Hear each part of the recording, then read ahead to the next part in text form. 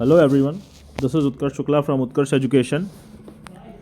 आज के लेक्चर में हम पढ़ेंगे एनसीईआरटी प्राचीन भारत अध्याय 2 चैप्टर 2 प्राचीन भारतीय इतिहास के आधुनिक लेखक modern authors of ancient Indian history. इस चैप्टर में हम पढ़ना शुरू करते हैं। आइए, पहला पैराग्राफ, उपनिवेशवादियों के विचार और योगदान।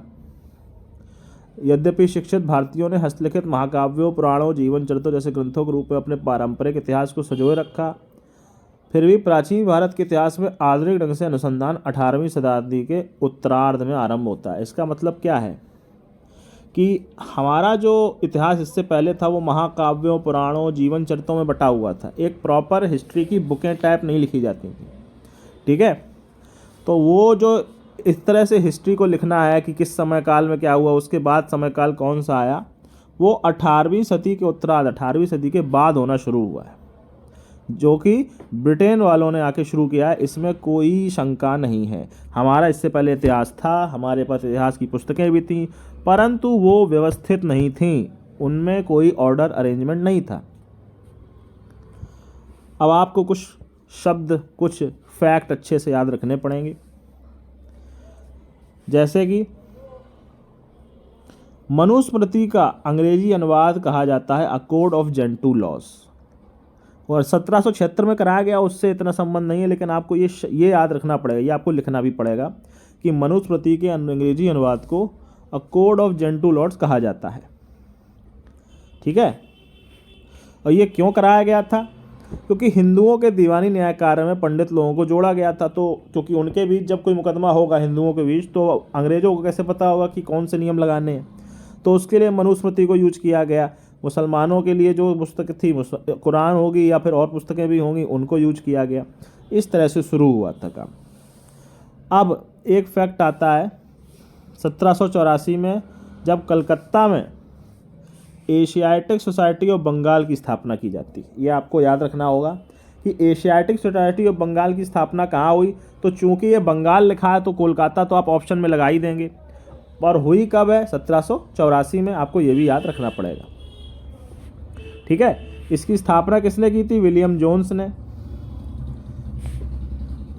विलियम जोन्स ने अभिज्ञान शाकुंतलम का अनुवाद भी किया है। ये आपको याद रखना पड़ेगा, ये आपको लिखना भी पड़ेगा। अभिज्ञान शाकुंतलम का अनुवाद विलियम जोन्स ने किया। एशियाटिक सोसाइटी ऑफ बंगाल की स्थापना विलियम जोन्स ने की। साथ ही भगवद गीता का अंग्रेजी अनुवाद विल्किंस ने 1785 में किया है। इस तरह से ये फैक्ट आपको याद रखने हैं।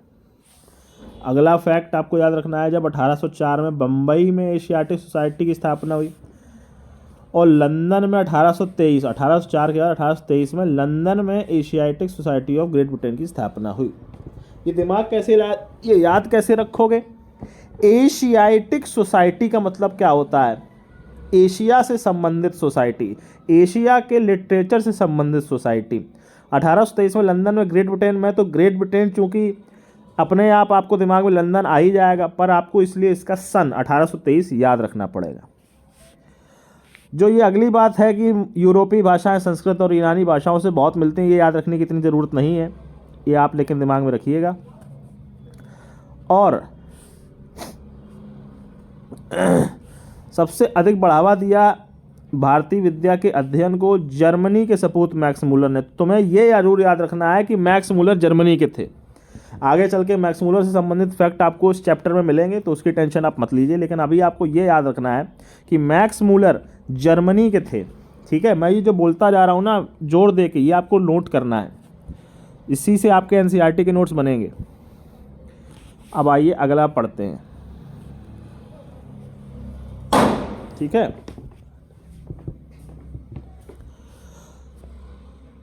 जब हिंदुओं की और हिंदुस्तानियों के विभिन्न ग्रंथों की जो क्या कहते हैं अनुवाद करना शुरू हुआ, तो उसके पीछे कारण क्या थे? उसके पीछे का कारण था कि पहला तो अंग्रेजों को चाहिए था कि जिन पे शासन करना है उनके बारे में समझो, जिनका धर्म परिवर्तन कराना है उनके बारे में समझो, ठीक है।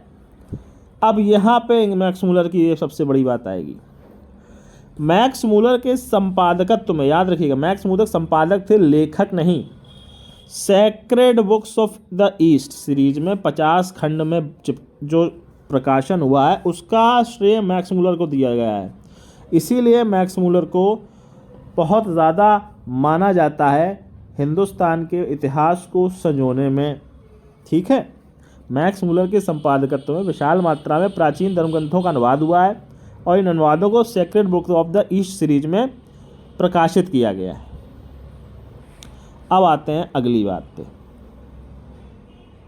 ठीक है, यहाँ से शुरू होती है प्रोपोगेंडा की बात। जो विदेशियों का प्रोपोगेंडा था, जो विदेशियों की मानसिकता थी, वहाँ से संबंधित इस पैराग्राफ में आप तुम्हें बताया गया है।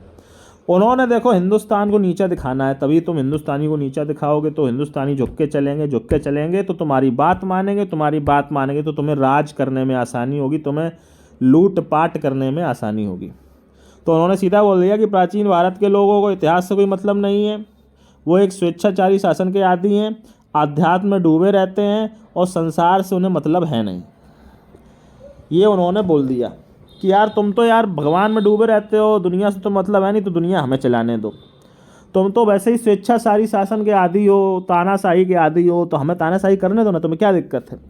इतिहास से तुम्हें मतलब नहीं है, भूगोल से तुम्हें मतलब नहीं है, तो तुम्हें क्या मतलब है कि हम कहाँ जाके क्या कर रहे हैं और हम अपना इतिहास कैसे लिख रहे हैं, क्या टेंशन है तुम्हें। इस तरह से उन्होंने भारतीयों को नीचा दिखाने का प्रयास किया। और ऐसा तो है नहीं कि भारतीय समाज में समस्याएं नहीं थी, तो उन्होंने उन भारतीय समाज की समस्याओं को ही मूल बना दिया। कुछ चक्र बोल दिया, देखो तुम्हारे यहाँ जाति व्यवस्था है, तुम्हारे यहाँ ये दिक्कत है, तुम्हारे यहाँ वो दिक्कत है, इसे तुमसे कुछ नहीं हो पाएगा, हमें करने दो, तुमसे कुछ नहीं हो पाएगा। इस मोड में रहते थे वो लोग। पाश्चात्य विद्वानों ने भी देखो कहा कि भारतीयों में न राष्ट्रीयता की भावना है, न सुशासन का अनुभव है, जबकि आप ये जानते हैं कि राष्ट्रीयता की भावना हमारे अंदर पहले से रही है और स्वशासन का अनुभव भी कई गणराज्यों में, जो आगे चल के चैप्टर में आपको पता चलेगा। हमारे यहाँ बीच बीच में कई गणराज्य हुए हैं जिसमें एक बड़े वर्ग को राजा या नेता चुनने का अधिकार मिला है। और अब ये विंसेंट आर्थर स्मिथ के यानी V.A. स्मिथ के बारे में देखिए। V.A. स्मिथ ने किताब लिखी अर्ली हिस्ट्री ऑफ इंडिया। ठीक है, इसे प्राचीन भारत का पहला सुव्यवस्थित इतिहास कहा जाता है। ये आपको बहुत अच्छे से याद रखना है। ठीक है, प्राचीन भारत का पहला सुव्यवस्थित इतिहास किस पुस्तक को कहा जाएगा? अर्ली हिस्ट्री ऑफ इंडिया, जो कि विंसेंट आर्थर स्मिथ ने लिखी है। ये आपको याद रखना है। ठीक है, अब ऐसा कि इसमें लिखा हुआ है कि आज भी लोग जो है इसका यूज कर रहे हैं वगैरह वगैरह। अब इसमें कमियां ये है कि इसमें देखो अर्ली हिस्ट्री ऑफ मॉडर्न लिखा हुआ है ना, early history of ancient India, जो प्राचीन भारत का पहला इतिहास है, उसमें इन्होंने शुरुआत एक तो सिकंदर से कर रखी है। उससे पहले को इनको लगता था कि यहाँ हमारे यहाँ ना सिंधु घाटी ना कुछ है, सिकंदर से शुरू किया है जो किया है। इसीलिए इनको कहा जाता है कि ये पूरी व्याख्या नहीं थी। और जैसा कि मैंने अभी पिछले बताया कि ब्रिटिश इतिहासकारों ने भारतीय इतिहास की जो व्याख्या की है उसका लक्ष्य था भारत के चरित्र और उपलब्धियों को नीचा दिखाना और विदेशी शासन को न्यायोचित ठहराना। ठीक है, और जैसा कि मैंने कहा कि हमारे यहाँ कुछ समस्याएं तो थी भी, तो कुछ मान्यता थी भी, लेकिन पूरी मान्यता नहीं थी। ठीक है, हम लोग इतने बुरे भी नहीं थे कि हम विदेशी शासन की बाट जोड़ रहे हो कि आइए भाई हम पे शासन करिए। ठीक है, अंग्रेजों ने भारत में एक छत्र या एकाधिकारी शासन की परंपरा ऐसा कहकर अपनी शासन पद्धति को न्यायोचित ठहरा दिया, जिसमें सभी शक्तियां वायसराय के हाथों में रहती थी। देखो, जब वायसराय के हाथों में सब शक्तियां दी गई थी ना, तो हमारे यहाँ बहुत बलबे हुए थे कि अरे ऐसा कैसे हो सकता है, हम पे आप शासन करने आए, हमें अधिकार नहीं दे रहे हैं। तो उन्होंने कहा कि अरे तुम्हारे यहाँ तो पहले से भी ऐसा ही होता रहा है, अब क्यों रो रहे हो। ठीक है, और जब उन्होंने ये कहा कि भारत के लोग परलोक की समस्याओं में डूबे रहते हैं, उन्हें इस लोक की जीवन की देखभाल हम नहीं करेंगे, ब्रिटेन के लोग नहीं करेंगे तो कौन करेगा। इस तरह से हमें कई बार नीचा दिखाया गया और हम पर अपने विचारों को थोपने का प्रयास भी किया गया।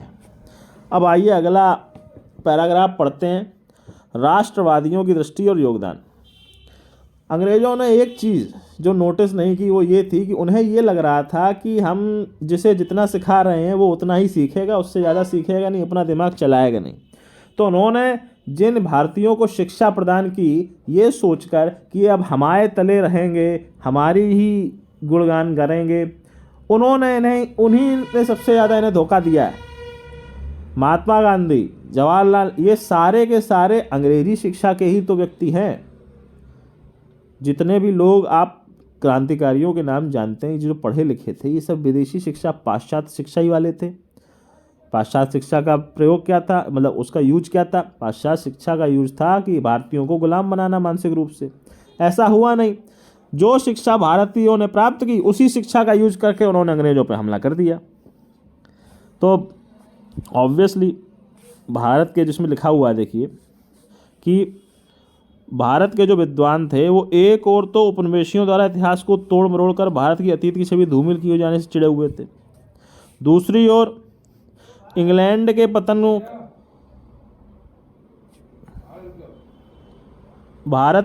दूसरी ओर वो भारत के समाज और इंग्लैंड के समाज में जो अंतर था उसे देख के बहुत दुखी थे। ठीक है, इसीलिए जो भारतीय जो विद्वान थे, उनका मिशन भारतीय समाज को सुधारना नहीं था केवल, बल्कि इतिहास का इस प्रकार से निर्माण करो जिससे समाज सुधरे और स्वराज प्राप्त करने में सहारा मिले। ठीक है, अब उसमें ये भी इसमें लिखा हुआ है कि अधिकतर इतिहासकार हिंदू पुनर्जागरण की लहर में प्रभावित हुए, परंतु ऐसे विद्वानों की भी कमी नहीं थी जो तर्कनिष्ठ और वस्तुनिष्ठ अपनाए रहे। इस बात से तुम्हें कोई मतलब नहीं। अब तुम्हें याद रखना है हिंदुस्तानियों के द्वारा लिखी गई किताबों के नाम। राजेंद्र लाल मित्र ने किताब लिखी है इंडो एरियंस। ठीक है, इसमें क्या लिखा हुआ है इससे हमको कोई मतलब नहीं है। इसमें जो लिखा हुआ है, जैसे कुछ बातें मैं आपको बता देता हूँ कि प्राचीन काल में लोग गोमांस खाते थे और वर्ण व्यवस्था श्रम विभाजन पर आधारित उस मूल वर्ग प्रथा से भिन्न नहीं है जो यूरोप में भी पाई जाती है। देखो, वर्ण व्यवस्था किसी न किसी रूप में विश्व की हर जगह हर समय में ज़रूर थी। अगर आपको ये लगता है कि ब्राह्मण क्षत्रिय वैश्य शूद्र का जो विभाजन है वो सिर्फ हिंदुस्तान में हुआ है, ये आपकी बहुत गलत व्यवस्था है। जहाँ जाओगे एक तुम्हें शासक वर्ग, उस शासक वर्ग में कई सारे वर्ग, और एक शासित वर्ग या शोषित वर्ग, असल में तो वो शोषित ही होता है इन दी एंड, उसमें भी कई सारे वर्ग हर जगह मिलेंगे। तो विद्वानों ने यही कहने का प्रयास किया कि तुम हमारी वर्ण व्यवस्था पे जो सवाल उठा रहे हो वो ठीक है, पर इसका मतलब ये नहीं है कि तुम्हारे यहाँ वर्ण व्यवस्था जैसा विभाजन है ही नहीं। ठीक है, अब आओ इधर। R.G. भंडारकर ने सातवाहनों के दक्कन के इतिहास का और वैष्णव और अन्य संप्रदायों के इतिहास का पुनर्निर्माण किया। ये बात आपको याद रखनी है। ये समाज सुधारक सभी थे। विधवा विवाह का समर्थन किया, जाति प्रथा खंडन, वो सब तो ठीक है। अब 1926 में V.K. राजवाड़े ने मराठी में विवाह प्रथा का इतिहास लिखा। V.K. राजवाड़े ने 1926 में मराठी में विवाह प्रथा का इतिहास लिखा। अब उनकी किताबों के नाम आप आने चाहिए। पांडुरंग वामन काळे एक ये राइटर हुए और इनकी किताब का नाम है हिस्ट्री ऑफ धर्मशास्त्र। ये आपको याद रखना है। आगे बढ़ते हैं। अंग्रेजों ने कहा था कि तुम्हारी राज्य व्यवस्था तो तानाशाही वाली है और तुमको तो पता भी नहीं है राज करना कैसे है। इस बात का खंडन करने के लिए अनेक भारतीय विद्वानों ने भारत के प्राचीन इतिहास की राज्य व्यवस्था का गंभीर अध्ययन किया और ये सिद्ध किया कि भारतीयों को प्रशासन की अच्छी जानकारी। इस विषय में श्रेय के अधिकारी हैं पुरालेखविद देवदत्त रामकृष्ण भंडारकर, जिन्होंने अशोक पर तथा प्राचीन भारत की राजनीतिक संस्थाओं पर कई पुस्तक प्रकाशित की। और भी महत्वपूर्ण कार्य किए हैं हेमचंद्र राय चौधरी ने। भारत के महाभारत काल से ईसा पूर्व 10वीं सदी से लेकर गुप्त साम्राज्य के अंत तक प्राचीन भारत के इतिहास का पुनर्निर्माण किया, यानी एंशिएंट इंडिया का एक बहुत बड़ा भाग। देखिए, ईसा पूर्व 1000 10वीं सदी लिखा है ना, 10वीं सदी मतलब 1000 BC, यानी कि उत्तर वैदिक काल से गुप्त साम्राज्य तक के इतिहास का पुनर्निर्माण किया है हेमचंद्र राय चौधरी ने। ठीक है, अब आते हैं अगली बात पे।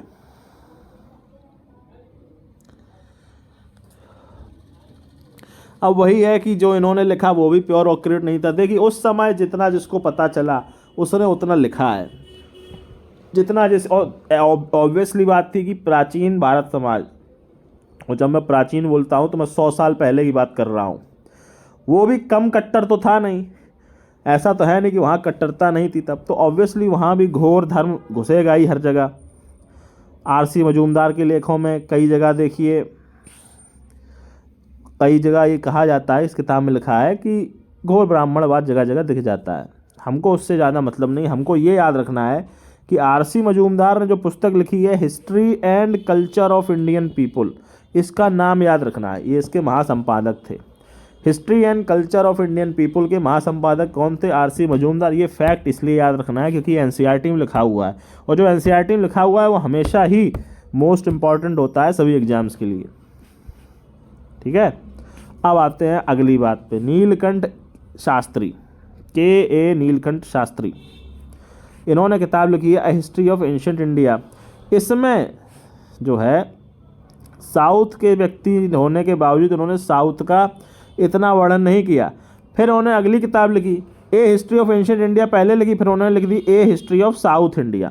फिर उसमें उन्होंने साउथ की, दक्षिण भारत में जो इतिहास था उसका वर्णन इस किताब में किया है। तो दक्षिण भारत का वर्णन पहली बार के नीलकंठ शास्त्री ने किया है अपनी पुस्तक a history of south India में। इसीलिए आपको ये फैक्ट भी याद रखना है। अब ये तरह तरह की उन्होंने निष्कर्ष दिए हैं, उससे अपने को मतलब नहीं है ज़्यादा। 1960 तक अधिकाधिक भारतीय विद्वान राजनीतिक इतिहास की ओर आकृष्ट रहे और अपने अपने क्षेत्रों के राजवंशों की ऐतिहासिक गरिमा भी बखानी। अखिल भारतीय स्तर पर भी इतिहास लिखा तो वो भी राष्ट्रीय भावना से ग्रसित रहे थे।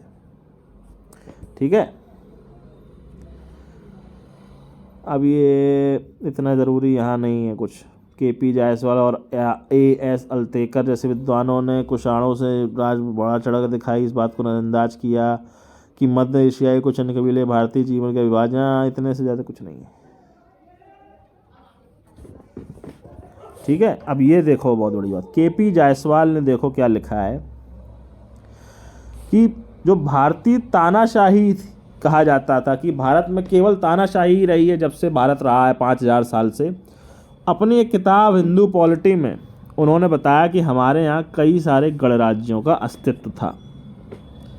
तो ये आपको फैक्ट याद रखना है कि केपी जायसवाल ने हिंदू पॉलिटी नामक पुस्तक लिखी, या उन्होंने जो लिखी, जो भी लिखा उसे बाद में हिंदू पॉलिटी में दिखाया गया। उसमें बताया गया कि हमारे यहाँ गणराज्य थे जो अपना शासन चलाते थे, तानाशाही नहीं है हमारे यहाँ कि पूरे हिंदुस्तान पे एक ही व्यक्ति के नियम चल रहे हो, ऐसा कुछ नहीं है। इसके बाद देखिए प्राचीन संस्थाओं पर आधुनिक राष्ट्रीय भावना कलई चढ़ाई गई। वो तो चढ़ानी जरूरी भी थी, अगर नहीं चढ़ाओगे तो देश एक कैसे होगा आज़ादी पाने के लिए। उन्होंने गणतंत्रीय प्रशासन का जो स्वरूप प्रस्तुत किया है उस पर कई लोगों ने आपत्ति भी की है। हिंदू पॉलिटी, हाँ हिंदू पॉलिटी वही जायसवाल वाली है। अब आते हैं आगे, राजनीतिक इतिहास की ओर मोड़। बैशम ने सवाल उठा दिया कि वो संस्कृतविद थे, तो उन्होंने कहा कि भाई भारत की संस्कृति के बारे में तो बताओ, तुम तो यही लिखे जा रहे हो किसने क्या राज किया, किसने किसके बाद शासन किया। आम जीवन की संस्कृति कैसी थी उसके बारे में भी तो बताओ, क्योंकि बैशम को जो भारत के नास्तिक संप्रदायों के भौतिकवादी दर्शन में बहुत रुचि थी। तो उन्होंने, बैशम ने एक लिखी थी वंडर दैट वाज इंडिया पुस्तक, वंडर दैट वाज इंडिया। एक मिनट रुकिएगा, वंडर दैट वाज इंडिया जो बैशम ने लिखी है उसमें भारतीय प्राचीन संस्कृति के भी कई सारे मुद्दों को बताया गया है। आपको ऐसे याद रखना है कि बैशम की जो पुस्तक है। डी कोसम्बी ने पुस्तक लिखी है introduction to the study of Indian history, उन्होंने भी इसी बारे में लिखी है। उन्होंने एक और किताब लिखी है ancient Indian culture and civilisation a historical outline. D Kosambi की 2 किताबें हैं, introduction to the study of Indian history, भारतीय इतिहास को बताने वाले एक स्टडी का इंट्रोडक्शन, ऐसे दिमाग में रखना है। और दूसरी किताब है ancient Indian culture and civilisation, प्राचीन भारतीय संस्कृति और सभ्यता ए हिस्टोरिकल आउटलाइन, एक ऐतिहासिक विवेचना। इस तरह से आपको दो ये सारी किताबों के नाम और उनके राइटर्स के नाम आपको याद होने चाहिए, क्योंकि एनसीईआरटी में लिखे हुए हैं, तो ये अपने आप इम्पॉर्टेंट हो जाते हैं इस बात पे। वो ऑब्वियसली पूछने को तो देखो, अगर उसको पूछना है कठिन तो वो कुछ भी पूछ सकता है, लेकिन एनसीईआरटी में चूंकि ये मेंशन्ड है तो ये अपने आप इम्पॉर्टेंट हो जाते हैं, आपको ये तो याद रखना ही है। अब इसके बाद वही बातें हुई हैं कि प्राचीन भारत में अब आजकल में कई परिवर्तन आ गए हैं।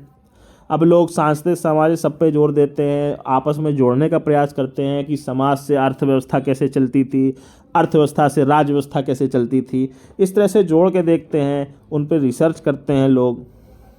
कई लेखक ऐसे भी हैं जो धर्म की भूमिका को बहुत अधिक महत्व देते हैं, और कई लेखक ऐसे भी हैं जो ये कहते हैं कि जो हुआ है भारत में ही हुआ है, बाहर से कुछ नहीं हुआ है। पश्चिम के लेखक अब ये बात नहीं बोलते कि जो हुआ है भारत में सब बाहर से हुआ है, लेकिन बाहर के लोग अब जरूर, भारत के लोग जरूर ये बोल रहे हैं कि जो हुआ है सब भारत से ही हुआ है। ये सब किताब में लिखा है, ये मेरे विचार नहीं है। मुझे तो लगता है कि हिंदुस्तानी इतने मूर्ख भी नहीं है कि एक ही दिशा में सोचते हो, पर लेखक की जैसी मंशा रही हो।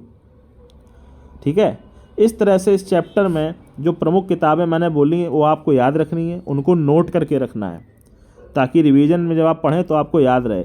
किस सोसाइटी की स्थापना कब हुई? एशियाटिक सोसाइटी ऑफ बंगाल जो कोलकाता में हुई 1784, बम्बई में हुई एशियाटिक सोसाइटी, और लंदन में हुई Asiatic society of great Britain. ये सब आपको याद रखनी, किताबों के नाम और उनके राइटर्स के नाम भी आपको याद रखने हैं, नोट्स कर लीजिएगा ये सब कुछ। अब अगला चैप्टर मैं पढ़ाऊँगा बाद में, अभी आपके लिए अध्याय 2 ख़त्म होता है। थैंक यू वेरी मच, जुड़े रहिए और पढ़ते रहिए।